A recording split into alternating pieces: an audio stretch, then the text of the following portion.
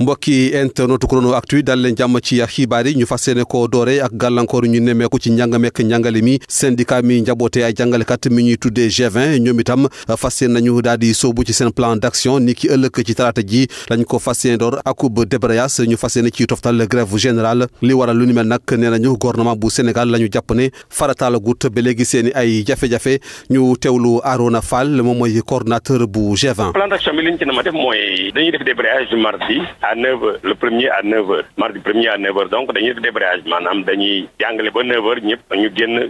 classe bon àll ba alxames dañuy grève totale loolu nag li ko waral mooy gouvernement bi gisuñu daal benn jéego bu mu def daal pour régler problème yi jàngalekat yi pour régler problème école sénégalaise parce que ñun xaar nañu amoon na préavis 2 mois préavis expiré na nañ aussi école bi jax-jax ji bari na bon fexe nañu dans un premier temps def preuve de patience négg ni ko lu bari mais gis na ne daal xeex bi rek moo taxaw tey. jafe-jafe yi ñu nemmeeku ci njàngameek njàngale mi daal di tax ba ndongo yi daal di génn ni ki tey jile kon fépp ci réew mi ci ay gox yu bëri ngir wane seen naqar nee nañ daal la ñu bëgg moo di gouvernement bi daal di saafaral ñaxtu yi jàngalekat yi su ko defee ñoom itam ñu mën a dugg ci biir classe yi ngir ñu mën a amal njàng ju mucc ayib moo xam fii ci Ndakaaru Thiès Sédhiou ak feneen tey jile kon yooyu lay ndongo daal nañ génn ci mbedd ya jaamaarloo ko ñi di way takk der yi ñu teewlu ñenn si ñoom. grève professeur yi nga xamante ni ñun ñooy génn perdant ñun ñooy doon perdant yi te tamit grève yi gis nañ ni nu mu succès deewoo nii ñun rek ñoo ci perdre professeurs yi bëgg nañ ñu état bi waxtaan ak ñoom ñu trouver benn terrain d'entente bi nga xamante ni dinañ xool daal ñun ñu mën a reprendre suñu cours yi ndax boo xoolee élèves terminale yi ñu ngi ni ba tey xaaju programme bi sax defaguñ ko ñaari point moo tax ñuy def marche bi tey composition yi tamit bëgg nañ balaa ñu koy def ñu def suñu devoir deuxième devoir yi ba pare balaa ñoo jublu ci composition yi. système bi dara baaxu si ba pare ñun xeexuñu professeur yi tamit dañ kaa war a leeral xeexuñu professeur yi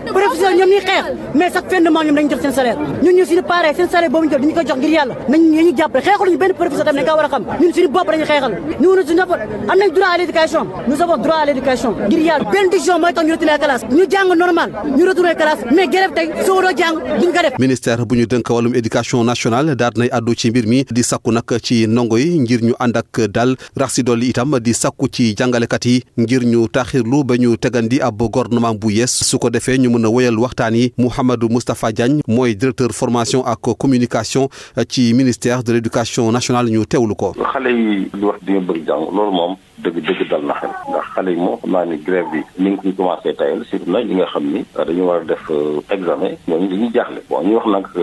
xale yi gouvernement bi ñu def lépp pour que grève bi jeex mais nag ñoom bu fekkente ni ci daal jànguñu li gën mooy nañ dellu seen i kër réviser seen i leçons def ay exercices utiliser aussi internet bi pour def ay apprentissage demander aussi association parents d'élèves yi ñu waxtaan ak seen doom parce que gis nañ benn vidéo bi circulé ci benn jàngalekat jël ay élèves ci leen pousser à ce que ñuy yéen ci wàcc mbedd ak di grève loolu nekkul loo xamante ni dafa rafet te jàngalekat bu nga xam ne loolu bokkul ci suñu code de déontologie loolu na ko ñi nga xamante ni daal dañuy grève dëgg mën nañu grève moom seen droit la waaye nag bu ñu jël xale yi leen dugal ci yoo xam ne war nañu cee dugal pour mettre la pression sur le gouvernement waaw xam nga suñu protocole d'accord moom point yu bëri disparaître nekk ci mooy suñu wertu war mooy am na lu bëri ci nguur gi def maintenant point bii nga xam ne moom la ñuy wax système indemnitaire moom rek ndax loolu li ko indi mooy gouvernement bi passé moo dérégler système bi ba nga xam ni da ngay gis ay agents yoo xam ne ñoo yam grade te yamuñu ay salaire wala salaire écart salaire yooyu dafa écart entre salaire dafay bari trop jamono ji nga xam ni gouvernement dañ ko war remplacer mais xanaa ñoom dañu xaar sax ba bañ xam ñan la président désigné pour waxtaan ak ñun mais bu bëggee ci moment bi nga xamante ni bii je prépare gouvernement mais doo am sax interlocuteur donc nañu xaarali ñu fal gouvernement bi bees wax ci yoon ak yoonal député Boubacar Biaye ma nga xamante ne ñu ko doon tudd jëmale ko ci mbirum passeport diplomatique yi daal nañ koy mandat de dépôt ni ki tey jile ginnaaw ba nga xamante ne juge de deuxième cabinet ba daal na koy déglu ci fàttali El Hadji Diadji Condé moom lañ njëkkoon teg loxo fukki fan ak ñett ceeru sattumbar jëmale ko ci boobule dossier laata ñuy teg loxo itam geneen naatangoom député di Mamadou Sall. Ousmane Sonko ëllëg ñu ngi koy xaarandi ci Pikine bu ñu sukkandikoo ci suñu naataangoo yi Les Échos mu fas yéene dem indi bu njàppalam ci docteur Cheikh Dieng bu coalition wàllu Sénégal ci ville bu Pikine ndaxte dañoo jàpp ne waa coalition Benno Bokk Yaakaar dañoo indi ay pexe ngir ëlbati élection locale yu ñu wax ni Abdoulaye Timbo moo fa am ndam ginnaaw bi mu amee lu toll si ñeent fukk ak juróom-ñetti junni xob yu teg ñaar téeméer ak ñeent fukk ak ñaar loole nag la docteur Cheikh Dieng ak i àndandoom ne du ci dal ndax nag dañoo jàpp ne élection yooyu dañ ko sakkal pexe Ousmane Sonko Sonko fas yéene ko seet si ni ki ëllëg foofule ci Pikine ngir indi njàppalam ci Cheikh Dieng mi mu jàpp ne dañ kaa bëgg a néewal doole foqorti ndamam foofule ci Pikine desandi élection locale yi ak maître El Hadj Diouf ma nga xamante ne ni ki tey jii daal na jano ak taskatu xibaar yi dellu soit ci ndam lu Benno Bokk Yaakaar am ci kaw coalition Yewwi Askan Wi yàq lu mel ni xeme itam Ousmane Sonko ak i àndandoom ñu teewlu ko moom maître El Hadj Diouf. Des manipulateurs qui ont été écrasés, battus, proclament une victoire. Je vais vous montrer comment Yewwi Askan Wi a été écrasé dans ce pays. Je vais vous montrer comment Benno Bokk Yaakaar est sortie victorieuse de ces joutes électorales qu'on appelle élections territoriales. Mais bon Dieu, le Sénégal, c'est pas seulement Dakar, Ziguinchor et Guédiawaye. Il n'y a pas de sous-maire et de sur-maire. Il n'y a pas de super-maire et de petit-maire. Sinon, ce gars de Ziguinchor serait considéré comme un sous-maire. Parce que Ziguinchor ne fait même pas 2% de la population sénégalaise. On est maire d'une ville qui ne fait pas 2% et on se croit président de la République. Il peut rêver encore. On gagne Dakar, qu'on a toujours gagné d'ailleurs, au niveau des élections territoriales. Donc on garde Dakar. Yewwi a gardé Dakar, que c'est Khalifa Sall seul qui avait gagné. Avec Taxawu Dakar, avant d'être radié et remplacé par Soham Wardini qu'il avait lui-même choisi. Maintenant qu'il a choisi Barthélémy Dias, qui a gagné? On a fait une vidéo, on a gagné. Qu'est-ce qu'ils ont gagné? J'ai ma femme qui est chez moi, je dis j'ai gagné ma femme. La femme est là depuis longtemps. Guédiawaye, ils ont gagné, je l'accepte. Ils ont gagné Guédiawaye. Bonne chance à Ahmed Aïdara. Il saura que la critique est aisée, comme disait le philosophe, mais l'art difficile. La critique est aisée, mais l'art difficile. jóge fi sàcc nga waaye boo toogee xam ne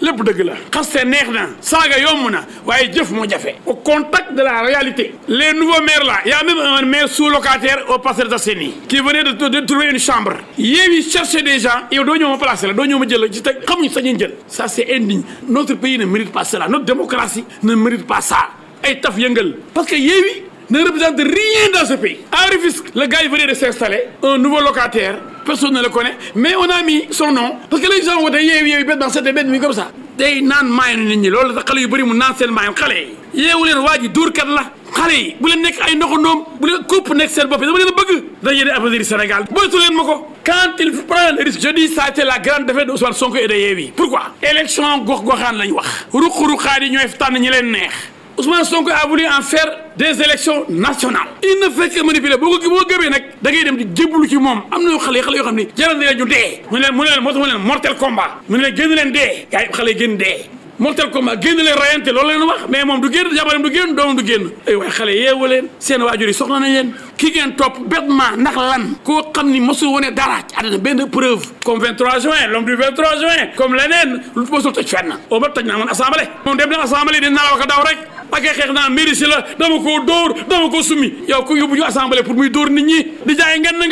di jaay affaire guerrier mais kii du nit on a un fou qui veut prendre ce pays là on ne l'acceptera pas gars yi yeewu leen dof nag dof ñu ne du xam fu muy yem mbokk yi ñoo ko war a wax dëgg ndax gaal dof du teer wala fa muy teer du neex mbokk yi dof bii jaan ji di raam nañ ko tagg bopp bi yemale ko fi war a yem kii du nit dégg ngeen li mu wax ay monnaie locale bëgg a taal Sénégal ak Casamance du wax jàmm bu ñu gëm loolu dañoo gagné ba tax ay tappet yoo xam ne ay yambar yoo xam ni ay opportuniste na mën nañ jóg daan nañ jëm ci Sonko moo gagné. Et alors je dis que c'est sa défaite parce que si on fait le décompte nous avons 80% mais Macky serait élu au premier tour depuis longtemps il est tellement hautain Sonko tellement suffisant il dit à Doudka ak ñoom ay Benoît Sambou man du ma seen morom seen baay laay waxal quoi Macky Sall mooy seen baay moom laay waxal mais kii dañ ko taaj place am mais moom xanaa man dégg naa monsieur le ministre moom mosu dégg monsieur le ministre fu mu yegg fu tax muy xeeb nit ñi bu dul dara xanaa dégg naa monsieur le ministre dégg naa l'avocat international dégg naa honorable député moom du honorable député de xeex député la nekk dóor député rayante député ba pare daw assemblée la gàcceel na député yi mais li gën a neex